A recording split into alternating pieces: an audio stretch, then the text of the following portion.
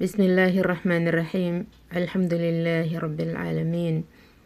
Wassalatu wassalamu ala ashrafil anbiya'i wal mursalin. Nabiyyina wa habibina Muhammad wa ala alihi wa ashabihi ajma'in. Wa man tabi'ahum bi ihsanin ila yawmiddin. Wa ba'du. Assalamualaikum warahmatullahi wabarakatuh. Magandang hapon po sa inyong lahat mga kapatid natin na taga-subaybay sa ating weekly madras every Friday na nandito sa Saudi Arabia. At magandang hapon, magandang gabi po sa inyong lahat dyan sa Pilipinas, yung mga kapatid natin na nakikinig at nagsusubaybay din sa mga ibang grupo. Naway pagpalain ng Allah sa inyo ang inyong mga buhay at pagpalain niya sa inyo ang anumang ibiniyaya ng Allah sa inyo. Tuloy po kayo ulit sa ating weekly madras na ang kasalukuyan na pinag-aaralan po natin ay ang pagmamahal kay Allah. Ang pag-aaralan po naman natin ngayon ay ang mga palatandaan na mahal ng Allah ang tao. Noon ay ang pinag-aaralan natin ay ang mga palatandaan na mahal ng tao ang Allah. Ngayon naman po ay ang pag-aralan natin ay ang mga palatandaan na mahal ng Allah ang tao, at ito ang mas importante kaysa una. Mas importante na mahal tayo ng Allah mga kapatid sa Islam. May mga palatandaan ayon sa na ang mga palatandaan ito ay lahat may mga proof sa banal na Quran na binanggit dito ng author. Unang palatandaan na mahal ng Allah ang tao ay yuhabbiballahu li'abdihi al-iman wa yuzayyinuhu fi qalbihi wa yukraha ilayhi al-kufra wal-fusuq wal-isyan. Pag ipinamahal ng Allah sa kanyang alipin ang pananampalataya. Ibig sabihin, ang nagpapamahal pala sa atin sa pananampalataya kay Allah ay ang Allah. Siya ang nagpapamahal sa ating mga puso sa anumang minamahal natin. Tandaan po natin mga kapatid sa Islam na ang nagmamanage sa ating mga puso ay ang may-ari. Sinong may-ari? Tayo ba o ang naglikha? Ang may-ari po sa ating mga puso mga kapatid sa Islam ay ang naglikha na ang Allah na kataas-taasan at kagalang-galang. Hiniram lang niya sa atin bilang pagsubok sa atin. Kaya ang pinag-aaralan natin ngayon ay ang mga pagsamba ng ating mga puso, na ang ating mga puso ang lugar ng paningin ng Allah subhanahu wa ta'ala. Ito ang tinitingnan niya sa atin. Ang ipamahal niya sa tao ang pananampalataya. وَزَيَّنَهُ وَيُزَيِّنْهُ فِي قَلْبِهِ, at palamutian niya ito sa kanyang puso. Mahal mo na. Magkaiba po mga kapatid sa Islam ang mahal mo na walang palamuti kaysa mahal mo na pinalamutian sa iyo. Kasi pag pinalamutian sa iyo ay magiging ang labas niya? Mahal na mahal mo siya. Mahal na mahal mo siya. Kaya ang nakikita nating mga tao at umabot sa atin ang history sa kanila tulad ng mga sahaba radiyallahu anhum, na naging mahal na mahal nila ang paniniwala, ang pananampalataya nila kay Allah subhanahu wa ta'ala at sa kanyang sugo. So nabanggit po natin noon na ang mga sahaba radiyallahu anhu, yung mga taga-Makkah sa kanila na tinawag na mga muhajirin, ay itinakas nila ang kanilang mga iman dahil napamahal ito masyado sa kanila. Mawala man ang lahat sa kanila at ay wag lang mawala sa kanila ang kanilang iman, kanilang pananampalataya. Hindi tulad ngayon. Hindi tulad ngayon ng mga pananampalataya ng iba. Pinili nilang iwanan ang kanilang mga mahal sa buhay. Pinili nilang iwanan ang kanilang tahanan na kinagisnan nila sa Makkah. Pinili nilang iwanan ang kanilang mga kayamanan na wala silang nadala kundi ang kaya nilang bitbitin. Iniwanan nila para lang itakas ang kanilang iman. Para lang itakas ang kanilang pananampalataya kay Allah subhanahu wa ta'ala. Yun ang palatandaan, mga kapatid, sa Islam na mahal ng Allah ang tao.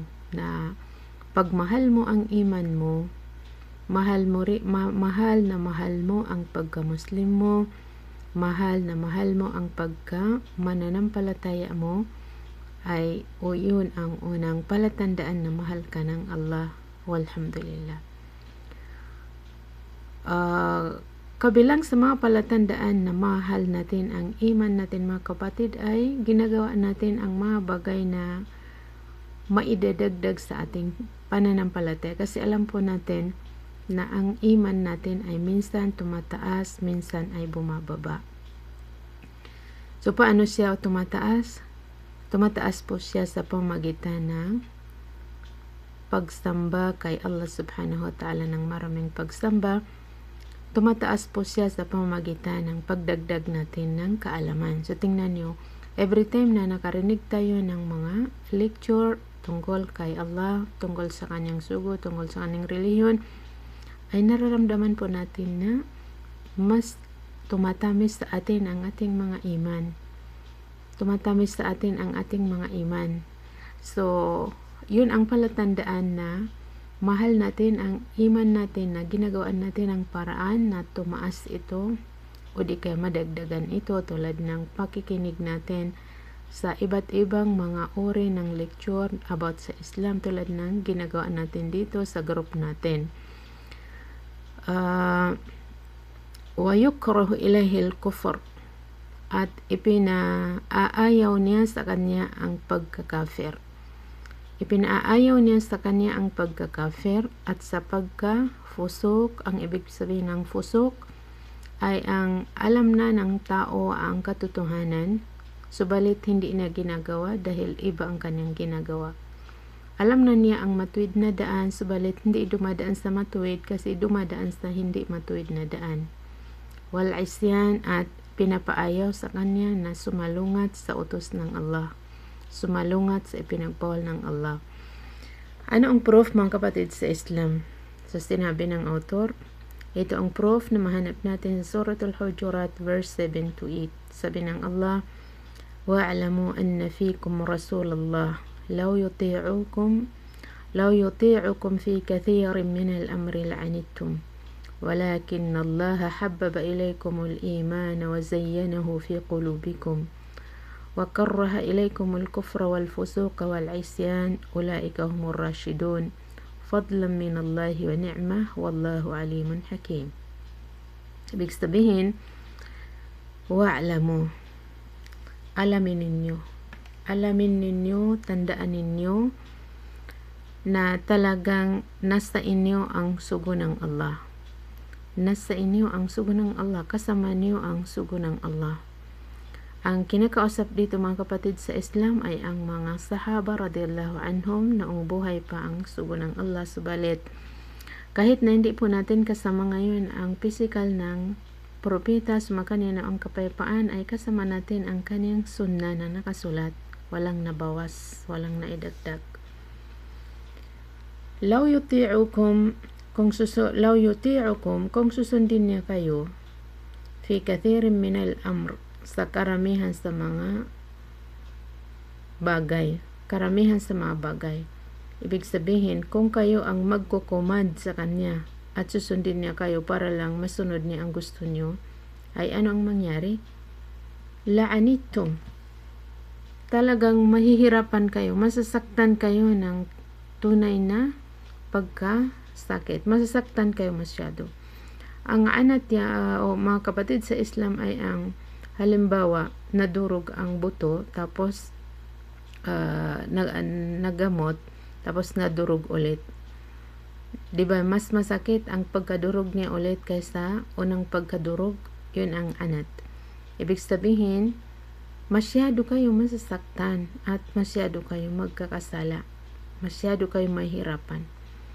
Hindi pwede na kayo ang susundin ng sugo ng Allah, dahil ang sugo ng Allah ay naghihintay ng order galing sa langit na tinatawag na wahi o di kaya kapahayagan. Hindi pwede na siya ang diktitan ninyo, siya ang magdidictate sa inyo, kasi pag nagkasalungat na kayo ang sinunod niya ay tiyak na may hirapan kayo ng sobrang kahirapan. Walakin Allah habbaba ilaykumul iman, subalit ang Allah ay pinamahal niya sa inyo ang iman. Ito ang point of view, mga kapatid sa Islam. Subalit ang Allah ay pinamahal niya sa inyo ang iman, ang pananampalataya sa Kanya. وَزَيَّنَهُ فِي قُلُوبِكُمْ, at pinalamutian niya sa inyong mga puso ang iman. Pinaganda niya masyado sa inyo ang inyong iman. Kaya nakita natin po, mga kapatid sa Islam, na kaya ng mga sahaba radhiyallahu anhum na ibuwis ang kanilang mga buhay. So kung kaya nilang ibuwis ang kanilang mga buhay para kay Allah at sa kanyang sugo, ay mas lalo ang kanilang mga kayamanan, mas lalo ang kanilang mga oras. Kaya kabilang sa panalangin, mga kapatid sa Islam, na itinuro ng propeta sa atin ay ipagdasal natin na ibigay ito ng Allah sa atin. Isali po natin sa mga panalangin natin na Allahumma habib ilayna al-imana wa zayyinhu fi qulubina. O Allah, ipamahal mo po sa amin ang pananampalataya at palamutian mo po sa aming mga puso. Wa karrih ilayna al-kufra wal fusuqa wal isyan, at ipaayaw mo po sa amin ang pagkakufr, pagkakafir at pagkafusuk, pagkaisyan. Waj'alna min ar-rashidin, at gawin mo po kaming kabilang sa mga napatnubayan.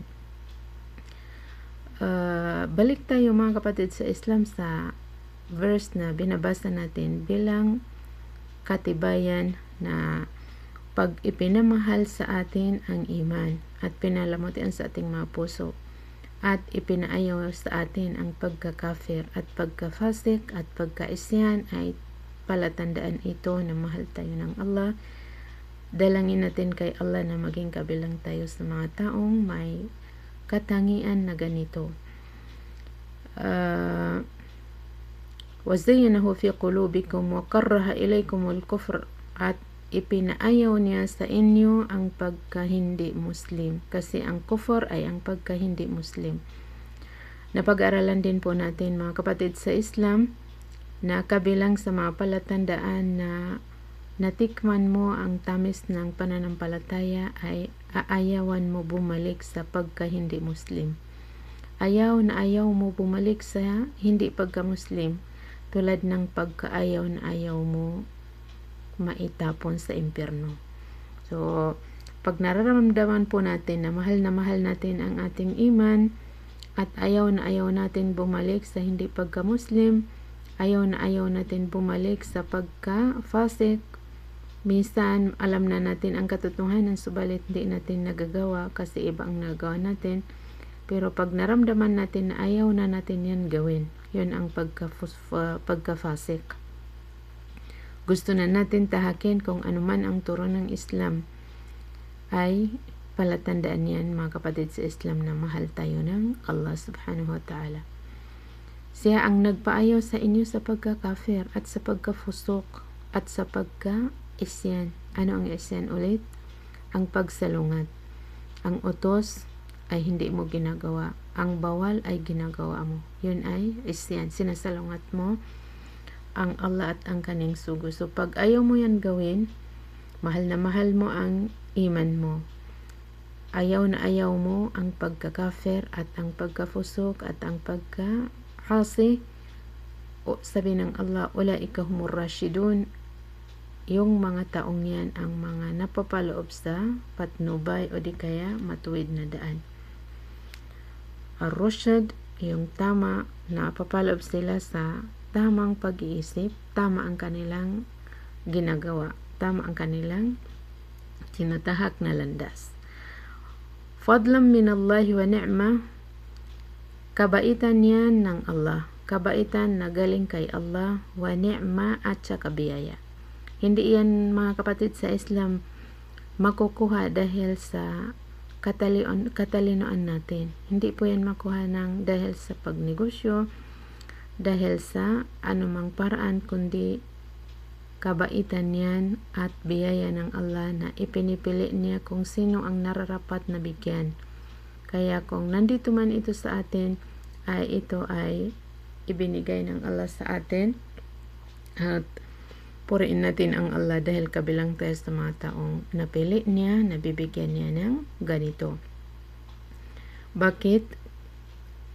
Kasi Wallahu alimun hakim. Kaya tinapos ng Allah ang verse na ito sa dalawang pangalan niya na Al-Alim at saka Al-Hakim. Ang Allah ay lubos na maalam. Lubos na maalam. Alam na alam niya kung sino-sino ba ang qualified sa atin, na ibigay niya ang biyaya na ito na ipamahal sa kanya ang iman at palamutian sa kanyang puso at ipaayaw sa kanya ang pagka hindi Muslim at pagka makasalanan. Alam niya kung sino ba ang bibigyan. So tingnan niyo mga kapatid sa Islam,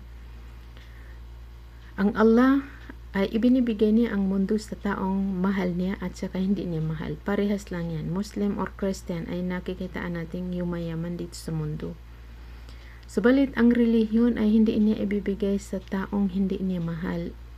Ang bibigyan lang niya sa relihiyong Islam ay ang taong mahal niya. Kaya lagi po natin puriin ang Allah dahil tayo ay naging kabilang sa mga Muslim. Tayo ay naging kabilang sa mga mananampalataya sa Kanya. Tayo ay naging kabilang na membro tayo sa grupo na ito. Ang grupo na ito ay walang pinag-uusapan kundi ang mga salita ng Allah at mga salita ng Kanyang sugo na walang taong kaya niyang pakinggan ito maliban sa taong tutulungan ng Allah. Maliban sa taong tutulungan ng Allah. Kaya pag napakinggan natin, ayun ay tinulungan tayo ng Allah subhanahu wa ta'ala. Kaya dalangin natin kay Allah na panatiliin niya ito sa atin at mapakinabangan natin sa mundo at sa kabilang buhay. Dahil ito ay gift ng Allah sa atin lahat. Gift ito ng Allah sa atin lahat at sana wag natin mabitawan. Fadlan min Allahi wa ni'mah wallahu alim.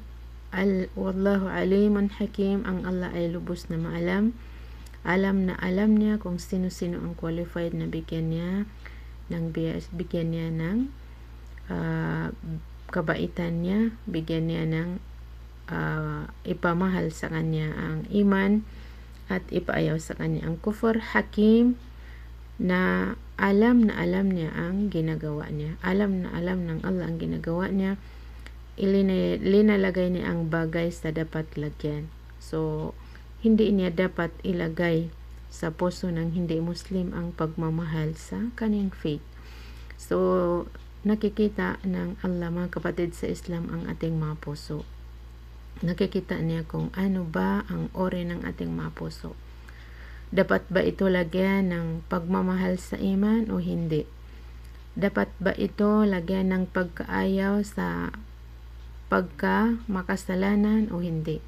So, alhamdulillah, thumma alhamdulillah, dahil tayo ay kabilang sa mga Muslim, kabilang sa mga mananampalataya, gawin natin ang lahat upang manatili ito sa atin at madagdagan pa.